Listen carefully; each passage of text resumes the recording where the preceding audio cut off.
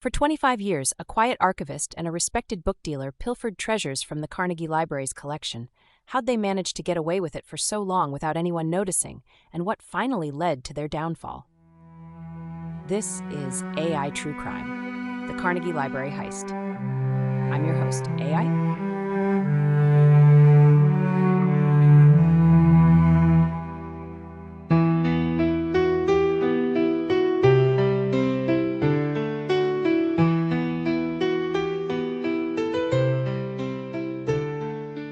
It all began in April of 2017 during what was supposed to be a routine appraisal of the library's collection.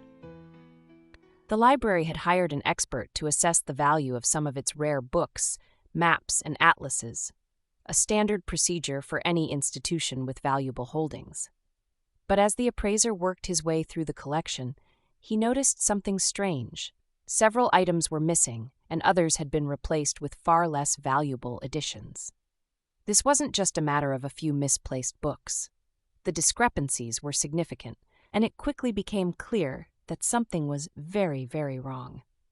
The appraiser alerted the library's management, who, realizing the gravity of the situation, contacted the authorities. The police, along with the FBI, were soon on the case. What they found was staggering. Greg Prior, the library's archivist, had been systematically stealing from the collection for years. But Prior hadn't been working alone. He was in cahoots with John Schulman, a rare book dealer who owned the esteemed Caliban bookshop, just a stone's throw away from the library.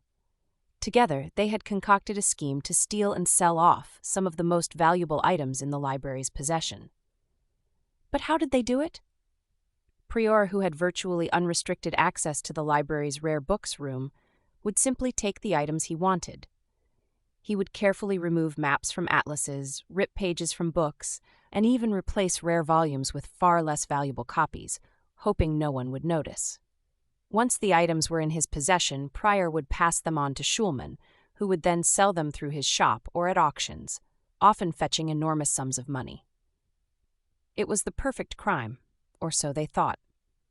The investigation into the thefts was meticulous. The FBI painstakingly traced the stolen items back to Prior and Schulman, uncovering a trail of transactions that linked them directly to the missing materials. Some of the stolen items had even been sold to unsuspecting buyers, who were horrified to learn they had purchased stolen goods. But the most shocking part of the investigation was the sheer scale of the theft. Over 300 items, worth more than $8 million, had been stolen over the course of 25 years. It was one of the largest and most devastating thefts of cultural property in American history. The authorities quickly moved to arrest Prior and Schulman, charging them with multiple counts of theft, receiving stolen property, and criminal conspiracy. But the story doesn't end there. In the following months, the stolen items began to trickle back into the library's collection. Some were returned by buyers who had unknowingly purchased them. Others were recovered by investigators from auction houses and dealers who had handled the stolen goods. The library and the rare book community were left to pick up the pieces, both literally and figuratively. The investigation into the Carnegie Library heist revealed not just a crime of greed, but also a deep betrayal of trust. Prior and Schulman had taken advantage of their positions, exploiting the very institutions that had entrusted them with preserving history. And while they were eventually caught, the damage they caused will be felt for years to come. So, what lessons can we learn from this case? How can we protect our cultural heritage from those who seek to profit from it? And perhaps most importantly, how do we rebuild trust in the wake of such a betrayal? In our next segment, we'll explore these questions and more as we delve into the aftermath of the Carnegie Library heist and the impact it has had on the world of rare books. Then there's John Schulman, a name well known in the rare book community. Schulman was the owner of Caliban Bookshop, a highly respected rare bookstore in Pittsburgh. He had built a reputation as a knowledgeable and reputable dealer, someone who could be trusted with handling and selling rare and valuable items. His shop was a fixture in the community, a place where collectors and academics alike could find hidden gems and historical treasures.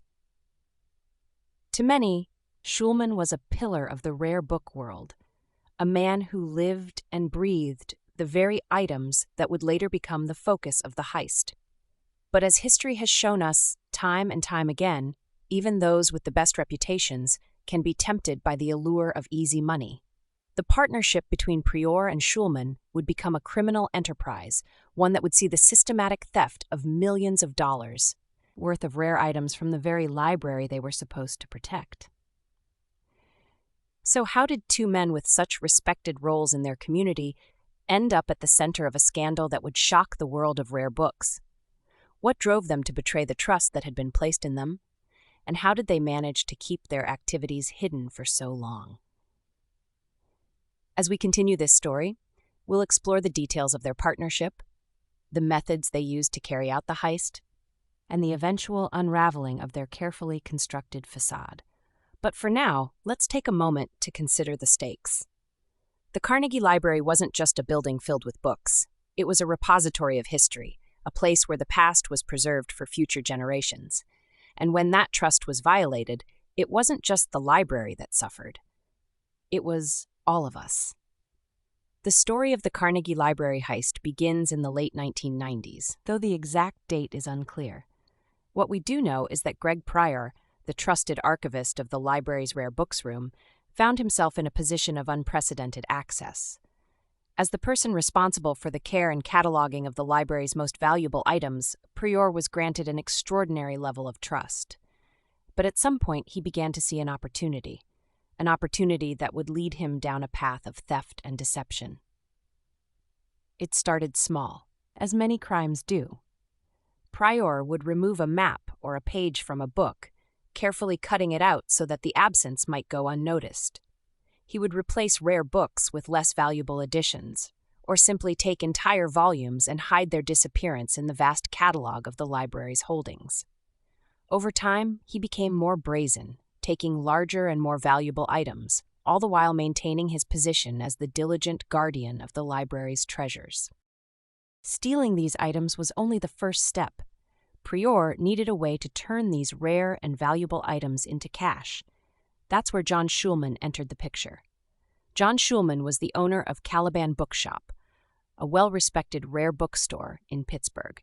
He was a man with deep connections in the rare book world, a network of collectors, dealers, and auction houses that spanned the globe. To Prior, Schulman must have seemed like the perfect partner, someone who could discreetly move the stolen goods without raising suspicion. Together, they developed a system. Prior would bring stolen items to Schulman, who would then appraise their value and find buyers through his shop or at auctions. Schulman's reputation allowed him to sell these items without raising eyebrows, and because the items were so rare, their sudden appearance on the market didn't immediately trigger alarm. But selling stolen goods, especially ones as unique as rare books and maps, is not without its challenges. Schulman had to be careful. He couldn't flood the market with too many items at once, or he risked drawing attention to their source. Instead, he would space out the sales, selling a few items here and there, making sure to spread them across different markets and dealers. Some items were sold at auctions where they could fetch high prices from eager collectors. Others were sold directly to buyers who had no idea they were purchasing stolen goods. In some cases, Schulman would even alter the provenance of the items, making it seem as though they had come from legitimate sources. The logistics of fencing these stolen goods required careful planning and a deep understanding of the rare book market. Schulman knew exactly who to approach and how to present the items in a way that wouldn't raise suspicions. And for years, this system worked flawlessly. Just how much did they steal? The full scale of the heist is staggering. Over the course of 25 years, Prior and Schulman systematically looted the Carnegie Library's rare books collection, making off with over 300 items. These weren't just any books and maps. They were some of the most valuable items in the library's collection, worth over $8 million in total. To put that into perspective, they stole rare atlases that contained some of the earliest maps of the world, books that were hundreds of years old and represented the pinnacle of printing technology in their time, and documents that were priceless in their historical significance. Some of these items were so rare that only a handful of copies existed in the world. The theft wasn't just a loss for the library. It was a loss for history, for scholarship, and for future generations. So, how did they get away with it for so long? The truth is, the thefts went undetected largely because of the trust placed in Prior. He was the archivist, the person responsible for the care and protection of these items. No one suspected that the very person entrusted with safeguarding the library's treasures could be the one stealing them. The rare books room was rarely accessed by anyone other than Prior, and the sheer size of the library's collection made it difficult to notice when items went missing, especially when they were replaced with less valuable copies. The thefts were also concealed by the nature of the rare book market. Rare books and maps don't change hands frequently, and when they do, it's often through private sales or at auctions, where the provenance of the items isn't always scrutinized as closely as it should be. This allowed Schulman to sell the stolen items without raising immediate suspicions. It wasn't until 2017, when a routine appraisal revealed significant discrepancies in the library's holdings, that the thefts were finally discovered. But by then, the damage had been done. Items that had been part of the Carnegie Library's collection for over a century were gone, scattered across the globe, and the library's reputation was in tatters. The heist wasn't just a crime, it was a betrayal of the public trust, a violation of the very principles on which the library was founded. As we continue our exploration of the Carnegie Library heist, we'll look at how the theft was finally uncovered, the investigation that followed, and the eventual downfall of Prior and Schulman. By now, we've uncovered the origins of the Carnegie Library heist, explored the intricate methods used to carry out the theft, and seen how Greg Prior and John Schulman managed to steal millions of dollars worth of rare books and maps without raising suspicion. But every story of crime has its moment of reckoning, a point at which the deception begins to unravel. In this section, we'll delve into how the heist was finally discovered, the shockwaves it sent through the library, and the swift response from law enforcement. The year was 2017. By this point, Greg Prior had been stealing from the Carnegie Library's rare books collection for nearly 2 decades. The library, like many institutions, regularly conducted appraisals to assess the value of its collection. These appraisals serve not only to keep track of the financial value of the collection, but also to ensure that everything is where it should be, a vital part of maintaining the integrity of the library's holdings. In April of that year, the library hired an expert appraiser to conduct what was supposed to be a routine inventory and valuation. This was standard practice, nothing out of the ordinary. But as the appraiser began to work through the collection, meticulously comparing the cataloged items to what was physically present, something unexpected happened. He started to notice discrepancies. At first, it was subtle. A missing map here, a book that didn't match its description there. But as the appraiser continued, the discrepancies became too numerous to ignore. Whole volumes were missing, and in their place were less valuable copies. Some books had been hollowed out with their valuable contents removed. It became increasingly clear that these were not just simple cataloging errors or misplaced items. Something far more sinister was at play. The appraiser immediately reported his findings to the library's management. What was supposed to be a routine check had suddenly turned into a potential disaster. The Carnegie Library, a respected institution with a reputation for safeguarding its treasures, was now facing the horrifying realization that it had been the victim of a long-term theft. The shock within the library was palpable. How could this have happened under their noses? And more importantly, who was responsible? The library's management wasted no time in contacting the authorities. The Pittsburgh Police Department, along with the FBI, were brought in to investigate. This wasn't just a case of a few missing books. This was potentially one of the largest thefts of cultural property in American history. The investigation that followed was intense and thorough. The first step was to secure the library's collection, ensuring that no more items could be stolen or tampered with. The authorities worked closely with the library staff to begin an exhaustive inventory, cross-referencing every item with the library's records. It was a painstaking process, but it was essential to understand the full scope of the theft. As the investigation progressed, the authorities began to piece together a timeline of the thefts. They quickly realized that this wasn't a one-time heist. It was a systematic, ongoing operation that had been happening for years, possibly decades. The sheer scale of the theft was staggering, with over 300 items worth an estimated $8 million missing from the collection. But who could have done this? Who had the access and the knowledge to pull off such an audacious crime? All eyes quickly turned to Greg Pryor. As the archivist, Pryor had been responsible for the care and cataloging of the rare books collection. He had the keys to the kingdom, so to speak. But Pryor was not just any employee. He was someone who had been with the library for years, someone who was trusted implicitly by his colleagues. The idea that he could be behind the thefts was almost unthinkable. Yet, as the investigators dug deeper, the evidence began to point squarely at Pryor. Items that he had been responsible for cataloging were missing. Records that should have been meticulously kept were found to be incomplete or altered. The more the authorities looked, the more they found that suggested Pryor had been systematically looting the library's collection. The revelation that Greg Pryor, the trusted archivist, was likely the mastermind behind the thefts sent shockwaves through the Carnegie Library and the wider Pittsburgh community. The library staff, many of whom had worked with Pryor for years, were stunned. How could someone who had dedicated his life to preserving history betray that trust so profoundly? But as the investigation continued, the authorities uncovered more than just Pryor's involvement. They found that he hadn't acted alone. John Schulman, the well-respected owner of Caliban Bookshop, was identified as Pryor's partner in crime. Schulman had been the one to fence the stolen items, using his knowledge and connections in the rare book world to sell the stolen goods without raising suspicion. The partnership between Pryor and Schulman had been a well-oiled machine, operating under the radar for years. But now it was all unraveling. The authorities moved quickly to secure evidence, including records from Caliban Bookshop and any items that could be traced back to the Carnegie Library. The investigation revealed a complex web of deceit, with stolen items being sold at auctions and to private collectors across the country.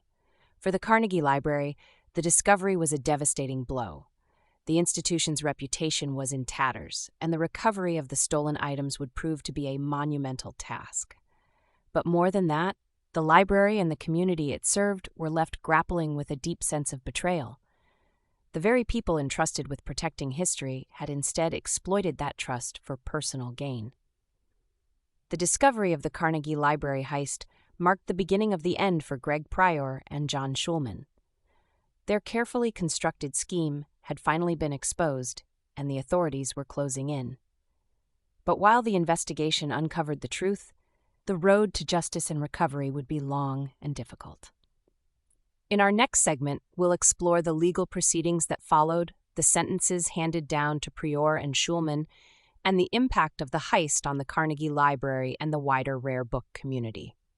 We'll also discuss the efforts to recover the stolen items and restore the library to its previous glory.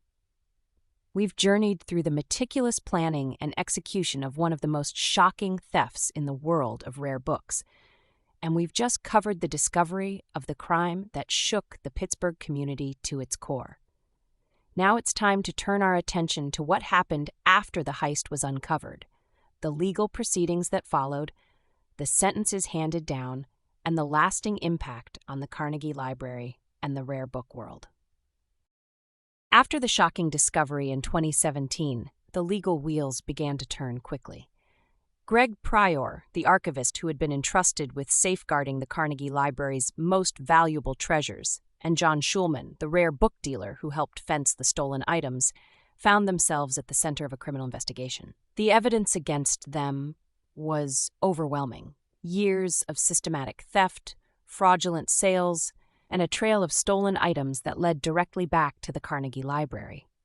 In July 2018, both men were formally charged with multiple counts, including theft, conspiracy, and receiving stolen property.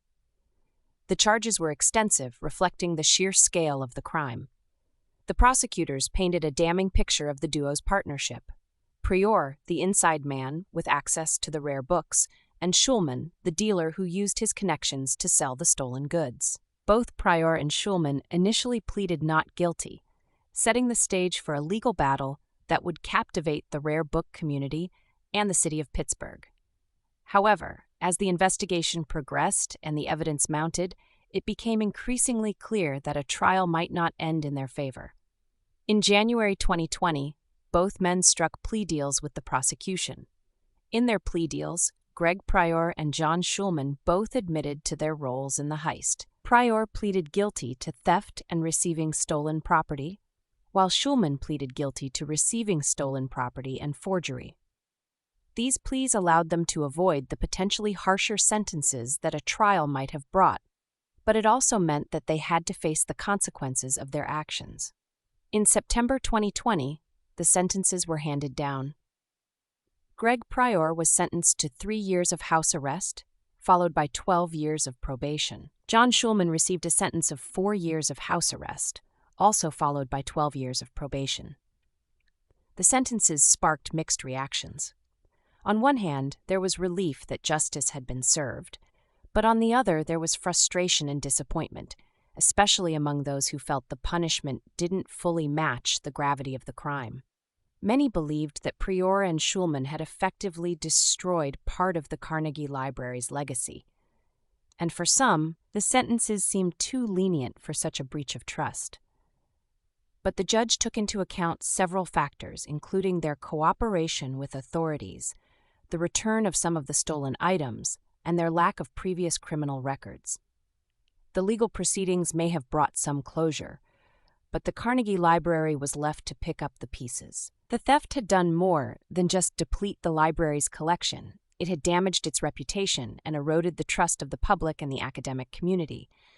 The library immediately began efforts to recover the stolen items. This was no small task. Many of the stolen books, maps, and documents had been sold to private collectors and auction houses across the country, and tracking them down was a complex and time-consuming process.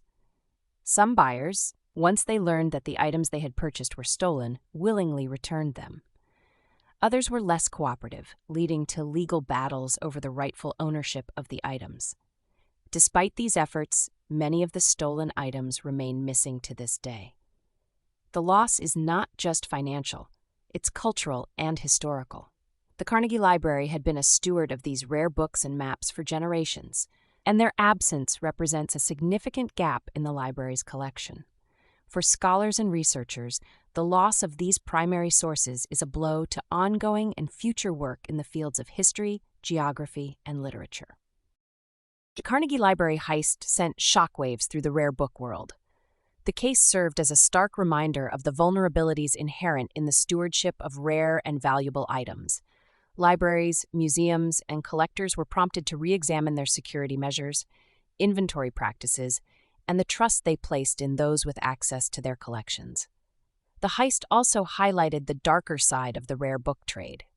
While most dealers and collectors are passionate about preserving history, the case exposed how easily the system could be manipulated by those looking to profit from stolen goods. The involvement of a respected dealer like John Schulman underscored the need for greater vigilance and transparency in the trade. In the aftermath of the heist, there has been a push within the rare book community for stricter regulations and more thorough provenance checks, especially for high-value items.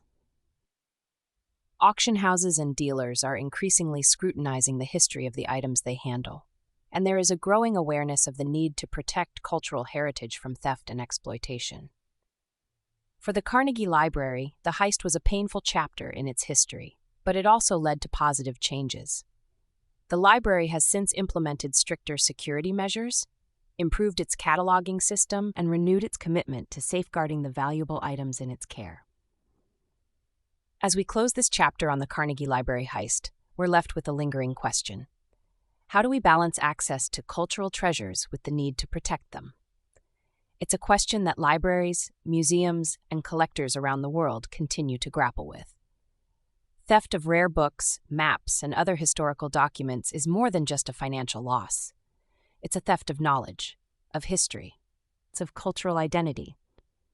When items like those stolen from the Carnegie Library disappear into the black market or into the hands of private collectors, they are effectively removed from the public domain. Scholars lose access to primary sources, researchers lose the ability to build on the work of the past, and the public loses a piece of its shared heritage. The continuation of knowledge depends on the preservation and accessibility of our cultural treasures. Libraries, museums, and archives are the custodians of this heritage, and when their collections are compromised, it's not just an institutional loss, it's a loss for everyone. The Carnegie Library heist is a stark reminder of the vulnerabilities that exist in the world of cultural preservation and of the ongoing need for vigilance, security, and ethical stewardship.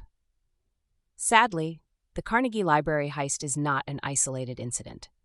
History is riddled with stories of stolen treasures, where knowledge and culture have been jeopardized by the actions of a few.